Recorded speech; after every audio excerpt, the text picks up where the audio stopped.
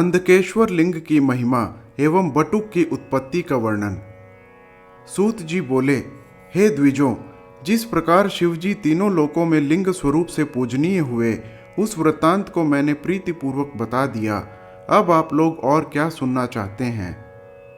ऋषिगण बोले, हे प्रभो, आप अंधकेश्वर लिंग की महिमा का वर्णन कीजिए तथा इसी प्रसंग में अन्य शिवलिंगों की महिमा भी प्रीतिपूर्वक कहिए। सूत जी बोले, हे महर्षियों, पूर्व समय में समुद्र के गर्त का आश्रय लेकर निवास करते हुए देवशत्रु अंधक नामक दैत्य ने त्रैलोक्य को अपने वश में कर लिया था। वह अत्यंत पराक्रमशाली दैत्य उस गर्त से निकलकर प्रजाओं को पीड़ित करने के पश्चात पुनः उसी गड्ढे में प्रवेश कर जाता था। हे मुनीश्वरों, तब दुखी होकर समस्त देवताओं ने बारंबार शिव की प्रार्थना करते हुए उनसे अपना सारा दुख निवेदन किया।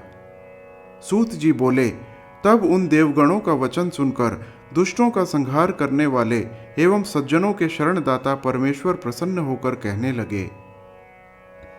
शिव जी बोले, हे देवगण, मैं देवताओं को दुख देने वाले उस अंधक दैत्य का वध करूंगा।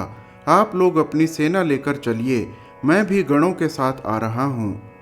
तब उस गर्त से देवताओं और ऋषियों से द्वेष करने वाले उस भयंकर अंधक के निकल जाने पर देवता लोग उस गर्त में प्रवेश कर गए। तब देवताओं एवं दैत्यों ने परस्पर अत्यंत भयानक युद्ध किया। शिव जी की कृपा से देवता उस युद्ध में प्रबल हो गए। देवताओं से पीड़ित होकर वह ज्यों ही उस गड्ढे में प्रवेश करने लगा, उसी समय परमात्मा शिव ने उसे त्रिशूल में पिरो लिया। तब त्रिशूल में स्थित हुआ वह शिव जी का ध्यान करके प्रार्थना करने लगा कि हे शिव जी, अंत समय में आपका दर्शन करके प्राणी आपके ही सदृश हो जाता है। इस प्रकार स्तुत हुए उन शंकर ने भी प्रसन्न होकर यह वचन कहा, तुम वर मांगो, मैं तुम्हें दूंगा। यह वचन सुनकर सात्विक भाव को प्राप्त हुए उस दैत्य ने शिव जी को भली भांति प्रणाम करके तथा उनकी स्तुति कर पुनः कहा। अंधक बोला, हे देवेश, यदि आप प्रसन्न हैं तो मुझे अपनी शुभ भक्ति प्रदान कीजिए और विशेष कृपा करके यहीं पर निवास कीजिए। सूत जी बोले, उसके इस प्रकार कहने पर भगवान शंकर ने उस दैत्य को उसी गड्ढे में फेंक दिया और लोकहित की कामना से वे वहीं लिंग रूप धारण कर स्थित हो गए। जो मनुष्य नित्य उस अंधकेश्वर लिंग की पूजा करता है, उसकी 6 मास के भीतर ही समस्त कामनाएं पूर्ण हो जाती हैं, इसमें संदेह नहीं है।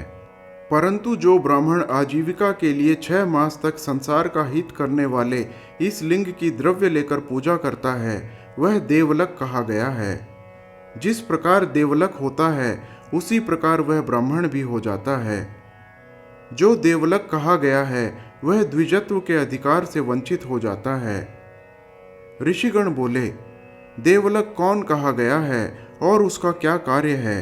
हे महाप्राज्ञ, लोकहित के लिए आप इसे बताइए। सूत जी बोले, ऋषियों, जो दधीचि नामक धर्मनिष्ठ, वेद में पारंगत, शिव भक्ति में संलग्न तथा शिव शास्त्र परायण विप्र थे, उनका पुत्र भी वैसा ही था। वह सुदर्शन नाम से प्रसिद्ध था। उसकी दुकूला नामक पत्नी थी, जो दुष्ट कुल में उत्पन्न हुई थी। उसका वह पति सुदर्शन उसके वश में रहता था। उसके 4 पुत्र हुए। सुदर्शन भी नित्य शिव की पूजा किया करता था।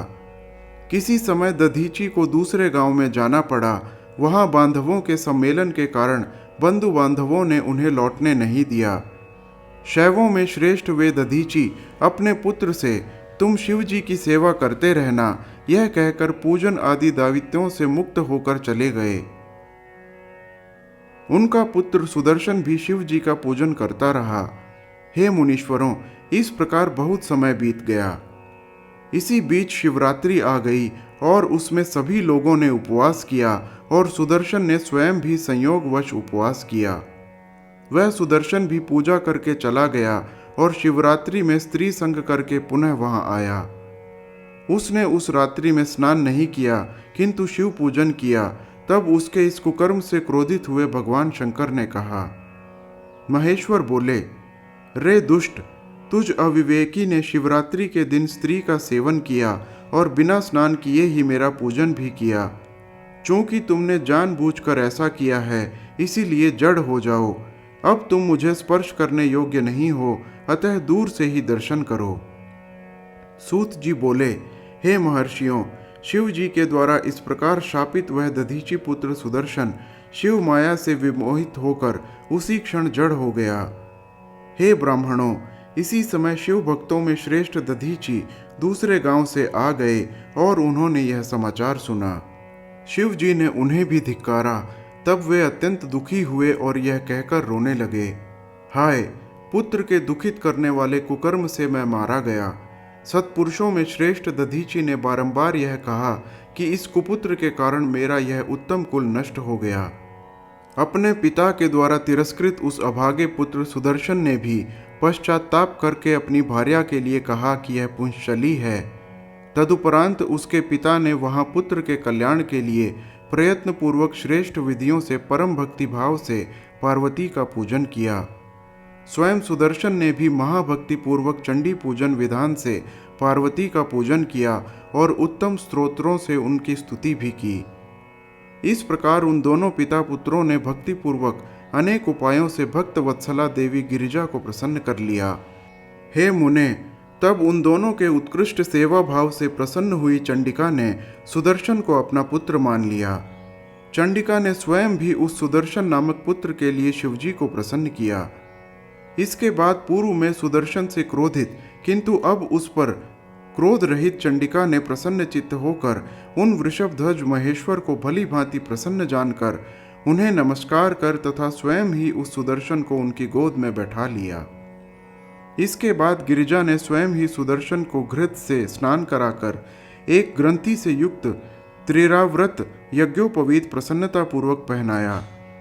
तत्पश्चात अंबिका ने पुत्र सुदर्शन को 16 अक्षर से युक्त शिव गायत्री का उपदेश दिया और यह भी कहा कि यह वटु श्री शब्द पूर्वक ओम नमः शिवाय इस मंत्र का 16 बार उच्चारण कर संकल्प पूजा किया करे।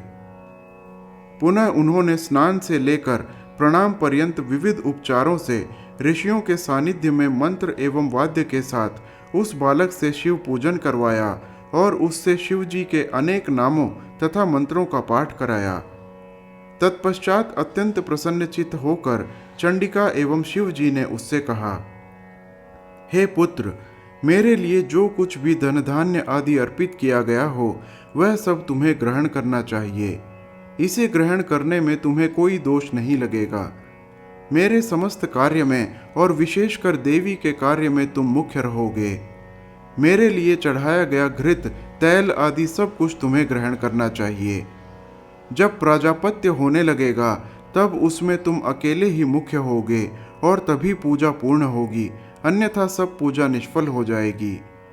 तुम सर्वदा वर्तुलाकार तिलक लगाना, स्नान करना, शिव संध्या करना और शिव गायत्री का जप करना। सबसे पहले मेरी सेवा करके तुम कुलोचित अन्य कार्य करना। यह सब किए जाने पर तुम्हारा कल्याण होगा। मैंने तुम्हारे समस्त दोष क्षमा कर दिए। सूत जी बोले, ऐसा कहकर परमात्मा शिवजी ने उसके चारों बटुक पुत्रों को चारों दिशाओं में अभिषिक्त कर दिया। तब भगवती चंडी पुत्र सुदर्शन को अपने निकट बैठाकर उसके पुत्रों को अनेक प्रकार के वर देकर शिक्षा देने लगीं। देवी बोली, दो व्यूहों के युद्धों में जिस ओर मेरा बटुक होगा उसकी सदा विजय होगी, इसमें संदेह नहीं करना चाहिए। हे पुत्र, जिसने तुम्हारी पूजा की उसने मानो मेरी पूजा कर ली। तुम सभी को अपना कर्म सदा करते रहना चाहिए। सूत जी बोले, हे ऋषियों, इस प्रकार शिव एवं शिवा ने कृपा पूर्वक संसार के कल्याण के लिए पुत्रों सहित उस महात्मा सुदर्शन को अनेक वर प्रदान किए। चूंकि शिव एवं पार्वती ने उन्हें प्रतिष्ठित किया, इसीलिए वे बटुक कहे जाने लगे और अपनी तपस्या से भ्रष्ट हुए, इसीलिए वे तपोधम कहे गए हैं। शिव शिवा की कृपा से वे आगे चलकर बहुत विस्तृत हो गए। इन बटुकों की प्रथम पूजा साक्षात महात्मा शंकर की ही महापूजा है। इसीलिए जब तक बटुकों की पूजा न कर ली जाए तब तक शिवजी की पूजा नहीं करनी चाहिए।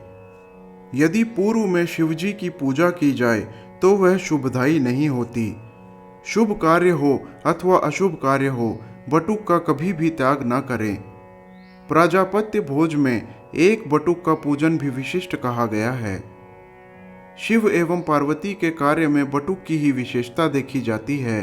हे बुद्धिमान एवं निष्पाप शौनक जी, मैं जैसा कहता हूँ उसे आप सुने। अंधकेश्वर के समीप भद्र नामक राजा के नगर में प्राजापत्य नामक यज्ञानुष्ठान, जिसमें नित्य प्रति ब्राह्मण भोजन का संपादन होता था, के नित्य भोजन वाले नियम में शिव के अनुग्रह से जो अद्भुत घटना घटी उसे प्रीतिपूर्वक सुनिए। जैसा मैंने सुना है वैसा कह रहा हूँ। सदाशिव ने प्रसन्न होकर उस भद्र नामक राजा को एक ध्वज प्रदान किया। उसके अनंतर देवाधिदेव सदाशिव ने कृपा पूर्वक उस राजा से कहा, हे राजन, जिस दिन तुम्हारा प्राजापत्य यज्ञ पूर्ण होगा उस दिन प्रातःकाल में यह बंधी हुई ध्वजा बढ़ेगी और रात्रि में गिर जाएगी। यदि तुम्हारी पूजा में कोई त्रुटि होगी तो यह ध्वजा रात्रिकाल में भी स्थिर रहेगी। इतना कहकर राजा से संतुष्ट हुए कृपानिधि शंकर अंतर्धान हो गए। हे महामुने, उस राजा का वैसा ही नियम चलता रहा। वह शिव पूजा के विधान के अनुसार नित्य प्रति प्राजापत्य का अनुष्ठान करने लगा। जब वह कार्य पूर्ण हो जाता तो प्रातःकाल ध्वजा स्वयं बढ़ जाती एवं सायंकाल गिर जाती। किसी समय ब्राह्मण भोजन के बिना ही बटुकों की पूजा पहले हो गई और वह ध्वजा गिर पड़ी।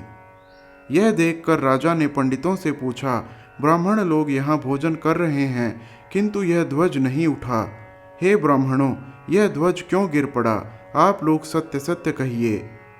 तब इस प्रकार पूछे जाने पर पंडित प्रवर ब्राह्मणों ने कहा, हे महाराज, ब्रह्म भोज में चंडी पुत्र बटुक को पहले ही भोजन करा दिया गया। इससे शिवजी संतुष्ट हो गए, इसीलिए ध्वजा गिर गई। तब यह सुनकर वह राजा तथा अन्य लोग भी चकित हो उठे और प्रशंसा करने लगे। इस प्रकार शिवजी ने स्वयं ही उन बटुकों की महिमा बढ़ाई। इसीलिए प्राचीन विद्वानों ने बटुकों को श्रेष्ठ कहा है। अतः बटुकों के द्वारा ही शिवजी की उत्तारणा करनी चाहिए, अन्यथा पूजा सफल नहीं होती। शिवजी के वचनानुसार इसमें दूसरों का अधिकार नहीं है, उन्हें ही उत्तारणा करनी चाहिए, तभी पूजा पूर्ण होती है। केवल इतना ही उनका कार्य है, कोई दूसरा कार्य नहीं है। हे मुनीश्वरों, आप लोगों ने जो पूछा था वह सब मैंने कह दिया। इसे सुनकर मनुष्य शिव पूजा का फल प्राप्त करता है। हर हर महादेव।